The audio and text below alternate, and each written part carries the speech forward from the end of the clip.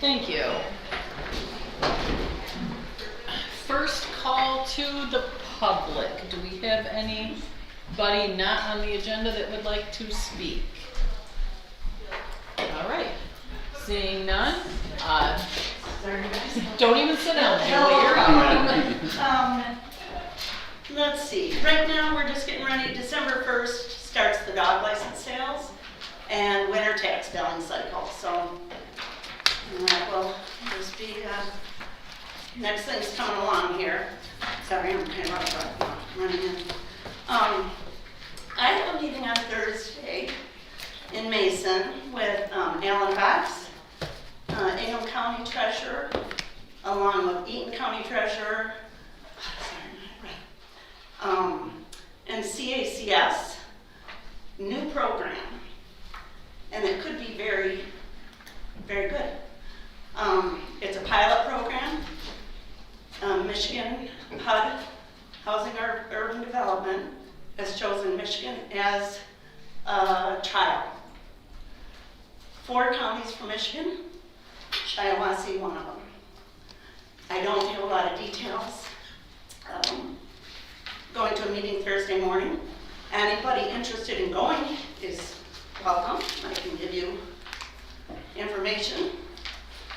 I might be, Julie, because I have been on the CACS board for a number of years. I am not a fan of this, so maybe there is something, I think it is going to be very detrimental to our community. What this is going to do is they are going to push that poverty exemption, which means that takes money away from our fire, takes money away from our schools, money away from us, money away from... And again, I mean, I'm more than welcome, and I don't have those details. I don't know the details of it to break down for anybody, so I will be learning and... Yeah, if you would forward that, sure, because I would be interested in going. 10:30 on Thursday the 20th. Okay. At the Ingham County Courthouse in Mason. Yeah, I don't have the details. It's something that Alan has been working on with another, Jeremy Newberg from Capital Access. They've been talking for a couple of years on this. And again, it's a trial program to help homeowners with roofs and windows and all of those things, water heaters, HVAC, whatever, upkeep to their older homes to try and keep the homes from deteriorating. It's my best, I guess, description of the program. That sounds like the program I have, except that I pay for it.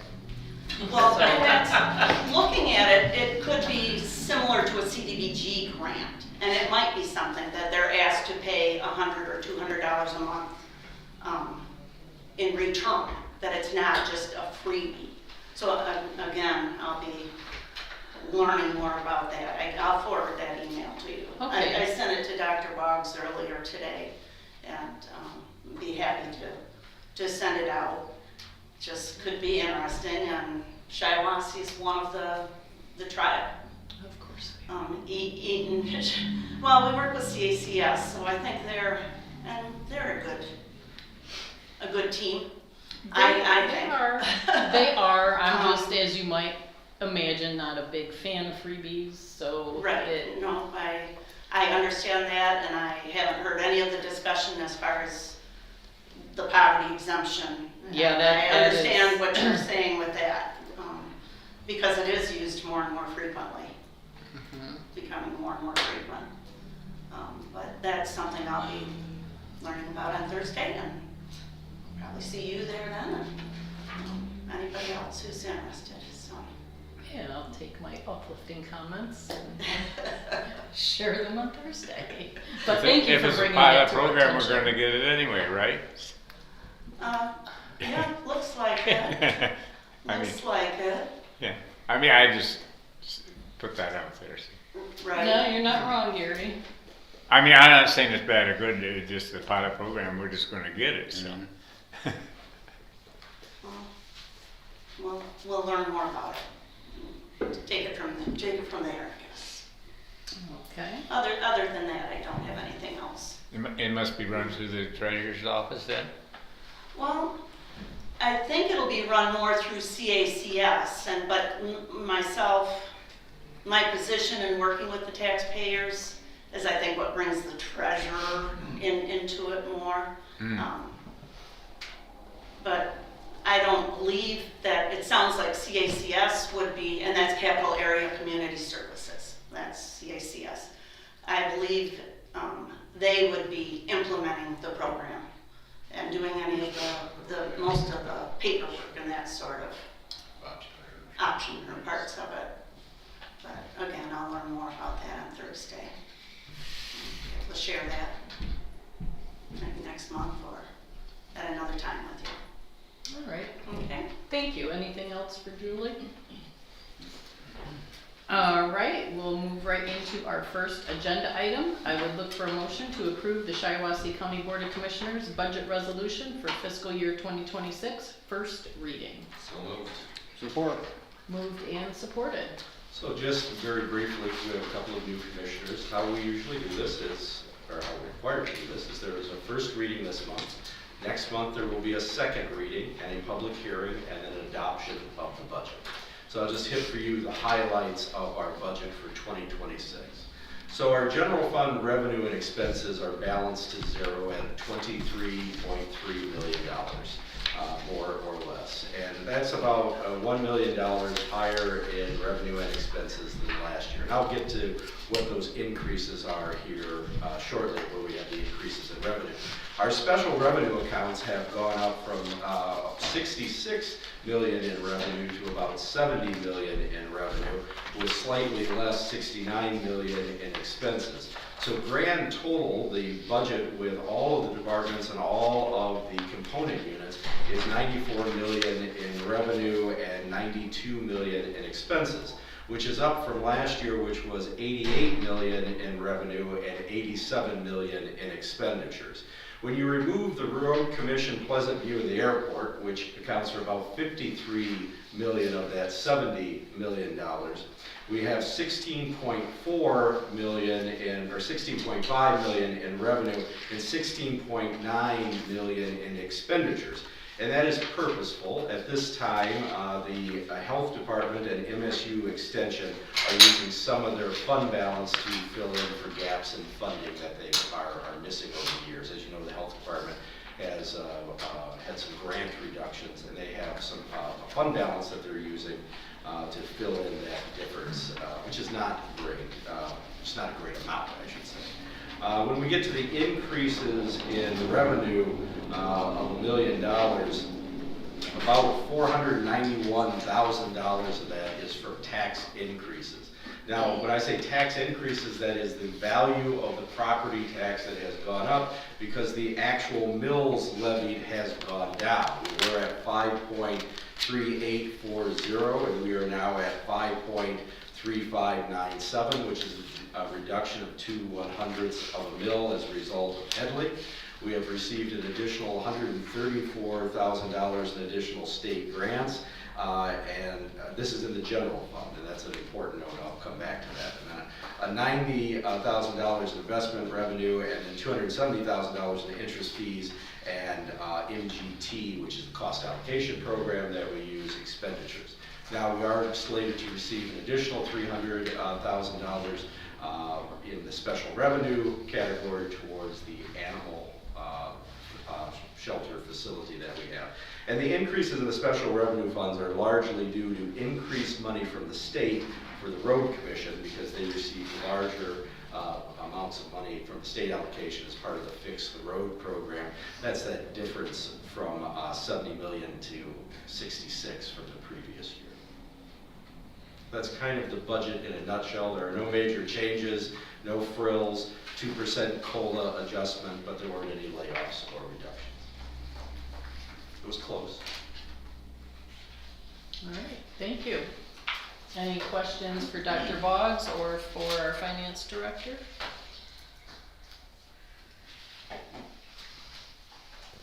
All Great right. job as always. Yeah, Thank you to the absolutely. team for putting this together. Well, thank you. I could not have done it without Tracy and her help. And as you know, we have created a very routine and organized budget fashion. I usually prepare a budget memo ahead of time to the department heads about what their budget projections should be, which is usually take their current budget and then either add up or add down.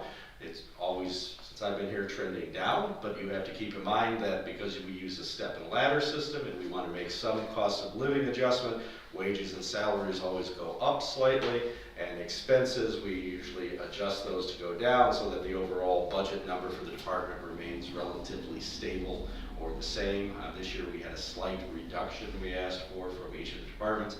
Department heads have been great in working with us to make sure that they come in with their budgets ready to go, and we sit down, Cindy and Tracy and Greg and myself, and we go line by line over every single budget. By the time it's printed out, it's about 1.5 inches thick. And I would say it gets a little smoother every year. It really comes together quite nicely. And I would like to just acknowledge to the rest of the board that we, have had a bit of a staffing change in our office, as you know. And Tracy and Stephanie both have really put in some extra hours to keep things, keep payables, keep payroll, keep everything up, so. And our new person, whose name is also Stephanie, as we get. So we have 2 Stephanies and a Tracy. It's not like before we had Casey, Lacey, and Tracy. But Yeah, what are the chances, so. All right, if there's nothing further on that first reading of the budget, we will move on to our Pleasant View update. And we have, no, Okay. just the first reading, and we have our Pleasant View director.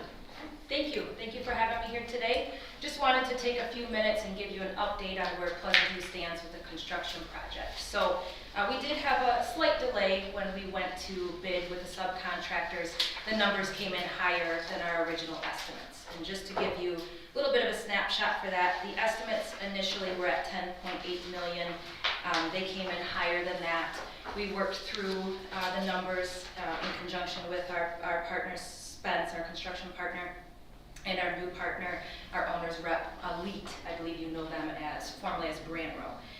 We were able to agree to a final GMP of 12.2, and that was after a lot of work through some value engineering and some fee concessions. So we are back on track. We're thankful to have the Elite team on board. They're going to continue to work in partnership with us to continue to look for savings throughout the partnership. They're also going to ensure that the project is on track to deliver the product that we've designed. Already we've identified an additional $200,000 savings through earthwork and site work, so we will be looking at putting that into an owner's contingency.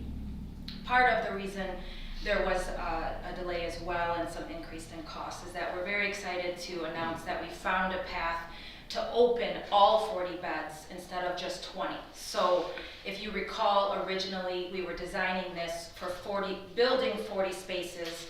20 of the spaces were going to be shelled space, not to full completion. Now it's going to be all 40 beds to full completion, which we really need. Our wait list continues to grow. We're at 63 in-county residents waiting right now today. So we continue to see that need and are very excited to have that additional beds. Now the final approval for those additional 20 beds is expected March 3rd, but the application is complete and all signs are going very, very well with that, just like last time when we had the first 20 beds. Just so overall project snapshot, it's a 40-bed unit now. It's 30,600 square feet, which is the same size that it was before. And we are renovating some space within the building for an additional 8,000 square feet. That is because with the increased capacity, some of the footprint needs to expand. So one example is our therapy gym. There's going to be more people who need the therapy services for physical therapy, so we have to expand that footprint. No, Pleasant View is not asking for any additional funds. We are very thankful for the support of the bond that we did receive. So this is not an ask for any money, just an update. We're working through our internal strategy for our funding processes, but there is no additional ask of the county. As always, I remain open to meet with anyone at any time to do tours, go through our plan designs, and answer any questions that you may have. And I forgot to update you on the timeline. We're looking at a December 2nd, shovels in the ground, groundbreaking, anticipated opening late spring of 2027 for when we would be able to serve patients. You said you're having a groundbreaking. I don't have a groundbreaking schedule. Due to it being winter, we've kind of talked about maybe we do some construction tours as we go. That might be more helpful to give a snapshot, but we haven't fine-tuned that yet. But the work is set to begin, actual work, December 2nd. I have a question. Yes? And I don't know about this, it's not an accusation or anything, I'm just comparables. For this type of building, is $400 a square foot common, $300,000 a bed? So, yes, what we did for the build, I can't speak to the bed cost per se, but I did have our new partners, Elite, do a market analysis for the project build to make sure that the numbers we have were a fair market price, and they said they were actually under what a fair market price would be. All right, any further questions for Shayna? Okay. Thank you. Yes, Please thank you reach for out being if I here. can help with anything. Thank you. All right, that brings us to item C. I would look for a motion to confirm the appointment of Dr. Petra Ray-Roneman as the Shiawassee County Medical Examiner under the contract between Shiawassee County and University of Michigan Sparrow. So moved. Support. Moved and supported. So as you know, we contract with Sparrow for our medical examiner, and the medical examiner assigned to our caseload has left. And so under law, we do have to name who the appointment is, even though it's a contract. We just can't say Sparrow, so we have to name the new individual. Her credentials are in there for your perusal, but that is who they have for our caseload. And next month, you will have a contract renewal for them that we will be reviewing. And I think when we looked at this before, it was a very good deal, much better than, For all the things that they do, yes. yes, Right. more so than what I would have thought, so. All right, all those in favor of moving this forward signify by saying aye. Aye. All those opposed the same, and we will see that again on Wednesday. I would look for a motion to approve resolution number 251118, approving a brownfield plan for Corunna Flats Development, Corunna, Michigan, pursuant to and in accordance with the provisions of Act 381 of the Public Acts of the State of Michigan of 1996 as amended. So moved. Support. My goodness, all right. Well, Josh is not on this. What? Oh, I'm not. I'll make the motion. Fran? I Okay. got excited about that. Yeah, this is exciting stuff. I know. That's why they keep me in the. Well, Justin finds it exciting. Very much. So this begins our project called Corunna Flats, which is the development of some apartments over by the middle school, high school of Corunna on some vacant land. With that, I'm going to turn it over to Justin and Lauren from Fleece and Vanderbrink to talk about it, but this is the same thing that we have done for several of our other projects to help with the financing so that they can build out the apartment complex that they're seeking to do. Thank you, Doctor.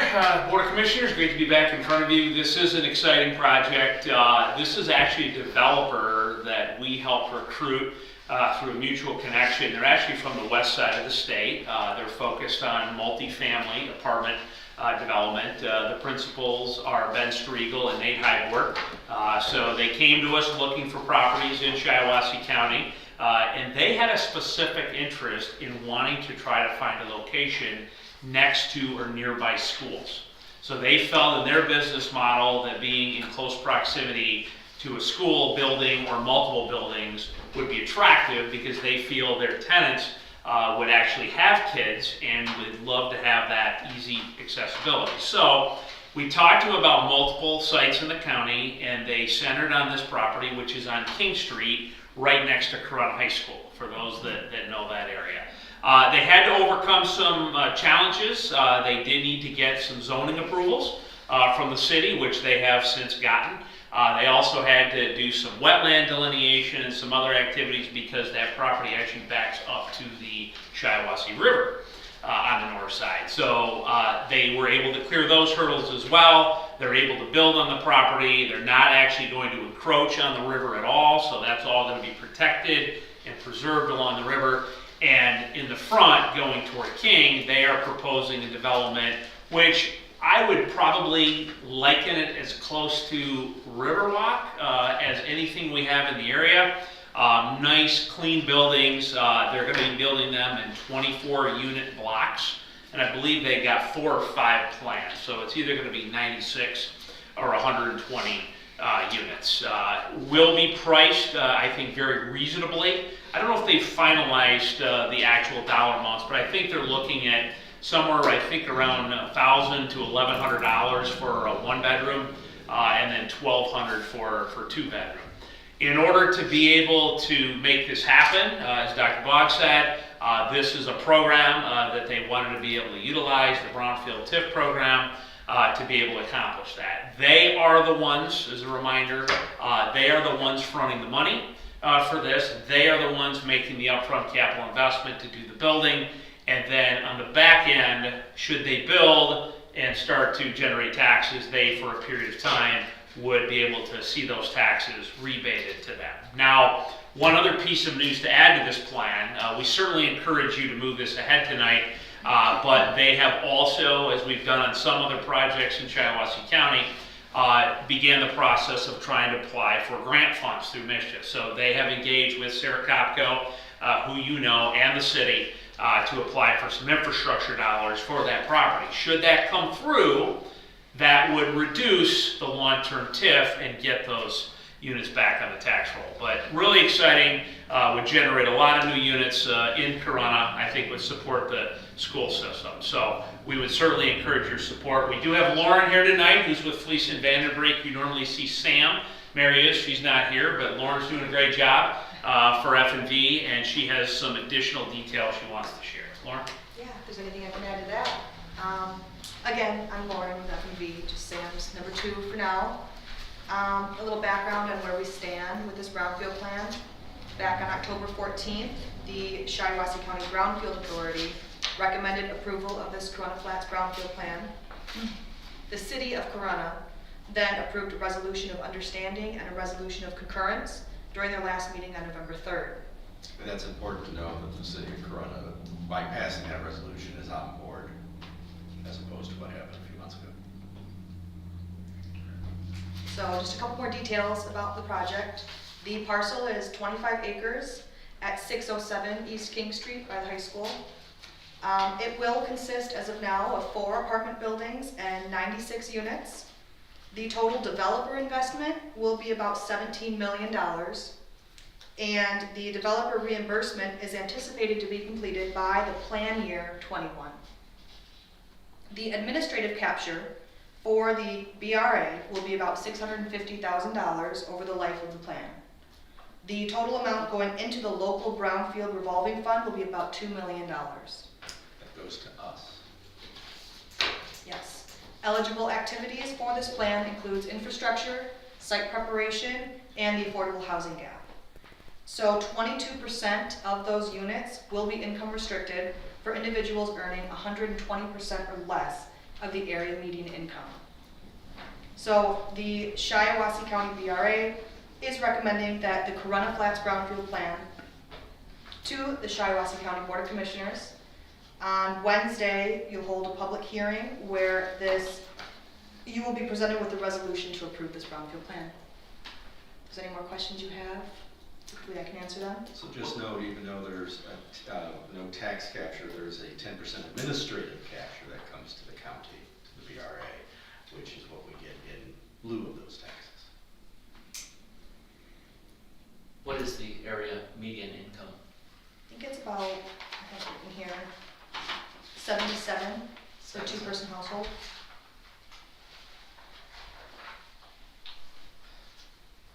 All right, any further questions on that? Thank you. Thank you. All right, all those in favor of approving, moving that forward, signify by saying aye. Aye. Aye. All those opposed the same, and we will revisit that on Wednesday. I would look for a motion to approve the addition of a $3 convenience fee for the purchase of online dog licenses as requested by the county treasurer effective December 1st, 2025. So moved. Support. The motion. Okay. So what do we, So the fees are gonna stay the same for a dog license of 10 and 30, fixed or non-fixed or in tax paid. But because we're gonna go to an online program so that people can purchase it online if they choose to. They still come by the treasurer's office and not pay the convenience fee, but because they would purchase it online and it's $1 per license in the program that we would use, and then plus the mailing of the tag, we would like to add a $3 fee for that if they choose to do it online. We do feel that doing it online will increase the number of people who are purchasing their dog tag. I agree. I believe that is gonna improve sales. You used to be able to do it when you paid your taxes, right? Right. Mm-hmm. And that was also pretty convenient, yes. but it's not as convenient anymore. Right, and so, you can still go to the county treasurer's office if you so choose, but you'll be able to do it online. It's just, there's gonna be a fee for it because, well, if you bought stamps lately, it's expensive. Should see an increase in sales. So are we gonna have the dog licenses for sale online December 1st? Well, that's the plan. Well, it's the new credit card issue that, Probably January 1, So- they will be online with the new credit card system that we're going to, but we'd like it to go into effect now. Right, but I just wanna clarify, so we will put the fee into effect, but it is unlikely we will be selling them online until January 1st. Yeah, because we have a new credit card system coming on, Right. on January. we will have mail in. A lot of people mail in their rabies certificate and then we mail things back to them. So I think in that case too, and some of them have more than one tag. Some of them are 2 tags or 3 tags, and the envelope gets heavier too then, and you're mailing, it's not just a regular 74-cent stamp. You know, got your envelope, the papers, and the weight of the tags in the envelope. So the $3 fee, I believe, should apply to mail-in requests also. We're mailing them back there. Do we need to, I would just, online is fine for now. okay, so will the vets, they're not gonna be able to sell them at the vet offices? Okay, but maybe the online, I mean, I think we have to do something. We saw what, a $40,000 reduction in, revenue, so. So basically, the $3 covers a transaction fee, like if you went to an ATM that's not your bank, Right. they charge that 3 or 4 or more. Yeah, well, we have to pay for the cost of the program, so that there's an online interface, which is $1 per license, and then we have to pay to mail it, so. And it's the envelopes and the paper and our staff time putting that all together, enveloping it and mailing it, saving them the trip to the county, then saving them their gas and their time that way, so it's kind of calling it a $3 convenience fee. They've been saving a lot by not buying them at all, so hopefully they, Well, it's astonishing the amount of fees that people will pay. mhm. You look at what it costs to pay your property taxes online, that would be the day I I know. paid them online. It shocks us. We'll be on the phone with somebody and they'll say, well, you know, you can do an e-check or you can mail us a check. Oh no, I just want it taken care of. And they'll pay, you know, 80, 90. The other day somebody paid $200 and some dollars. Because it's Convenience a fee. percentage, it's a flat fee and a percentage of the transaction. To put it, yeah. But they're used to that, that's how Venmo and different things like that work. When you Yeah. send money to and from people, there's a transaction fee of about, I think, a percentage. On Venmo? Huh. Well, don't pay your property taxes online, so. Not on Venmo, sir. Right. All right, anything more on that? All those in favor of moving this forward, please signify by saying aye. Aye. All those opposed, the same, and are on to item F. I would look for a motion to approve the county clerk's requested fee schedule effective January 1st of 2026. Support. Moved and supported. As you can see that in the table there's a breakdown of the increases for marriage, birth, death certificates from 20 to 25, additional copies 8 and 10, and then doing business ads, DBAs from 16 and 14 for the renewal to 20 and 18.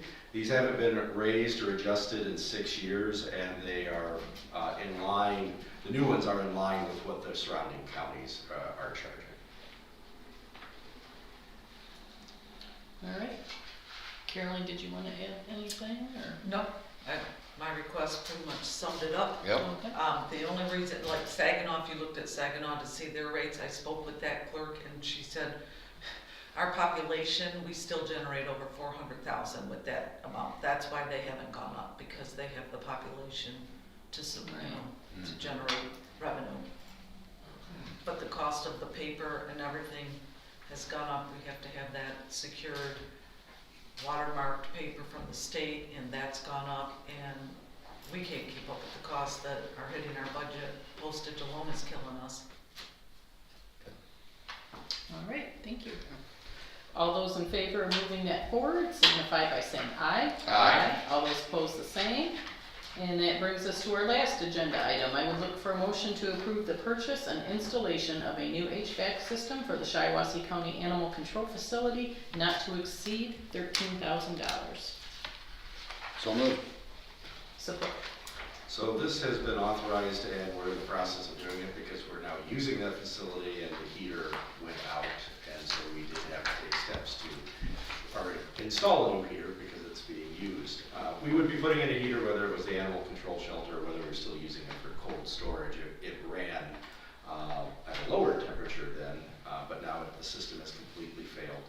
Hopefully we'll be able to include this as an expenditure off of the grant that we're receiving from the state, but I'm still waiting to see what the rules are when we get the money, if it's going to be reimbursable, if it starts from the time the legislature approved the budget, or if it starts from the time that they reach out to us for the appropriation. We are using the facility, correct? We are. We are very much using the facility. Visited it recently, and there are plenty of dogs. That's not what it says. That's what I have. Yeah, it's in full swing. Anything else on that? All right, all those in favor signify by saying aye. Aye. All those opposed the same. And we'll see that again Wednesday. Which brings us to our second call to the public. Anyone? All right, we're adjourned. Thank you. See you Wednesday.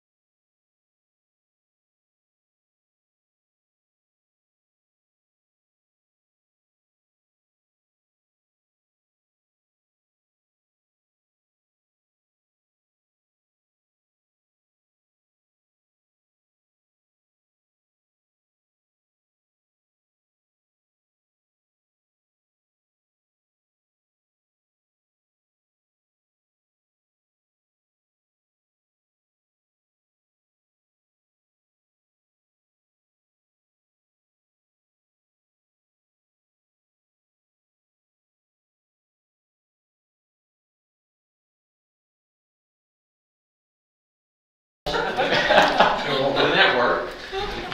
All right, we'll call this meeting to order. Please stand and rise for the Pledge of Allegiance. I pledge allegiance to the flag of the United States of America and to the republic for which it stands, one nation, under God, indivisible, with liberty and justice for all. Thank you. That brings us to our first call to the public for the Econ and Physical Development meeting. All right, hearing none, Mr. Pete Preston with our Community Development Report. Thank you, Mr. Chair. We had 17 zoning permits, 25 building permits, and a handful of code enforcement that's now only pulling junk and debris. We have been finishing up our equalization study, so we have not been out in the field as much for these code enforcements. However, the junk and debris keeps on coming. We do have an unsafe structure that we will be posting by the end of the week under the building department. So hopefully we'll get this report to where it also pulls the, the bigger fish than the junk and debris, so that you can see visibly what's going on. All right, perfect. Happy to answer any questions you may have. I had just one, Fred. The unsafe structure, is that something that happens very often? It does occasionally, and that's where we find that there's holes in the roof to where, or there are unlocked doors to a dilapidated structure. The problem is that what we do with that afterwards, we just essentially ask someone to board it up. We do not have a property maintenance code in the county, and none of those are very difficult because we're talking paint kind of things. But under the building code, we can declare it an unsafe structure. They need to secure it or be open to fines and stuff. Now, in some communities, there is ability to walk it through the legal system in order to put it on taxes after the county puts the money up front to tear it down. However, that can be a little expensive. Years ago, we did do one that was essentially probated into the county's hands, and then we did demolish that, put it on taxes, and the property did sell later. But that was years back, and just to elaborate on your question, there are mechanisms there. But again, it doesn't happen very often. I'd say probably 2 or 3 structures a year. Sometimes Okay, people, so very minimal. Sometimes people pull down the tags and stuff. Sometimes, I mean, those are 2 or 3 new. There's some out there that every year we tag because it's just a dilapidated structure. Okay, and the health department doesn't have any? They're not involved in it because there's no one living there. It's just the structure's falling down. The situation I'm referring to, which we'll see what happens here in the next couple of weeks, is an unsafe structure that folks are living in. So we're treating that with respect. And then that's something that the health department? Not necessarily, No, again, okay. because it could be a commercial structure, or they could have a porta potty on site or something like that. So we try to keep it in-house, but once we start flailing about to get action, we'll bring in other agencies. Okay, thank you. I seen an old barn that's half down.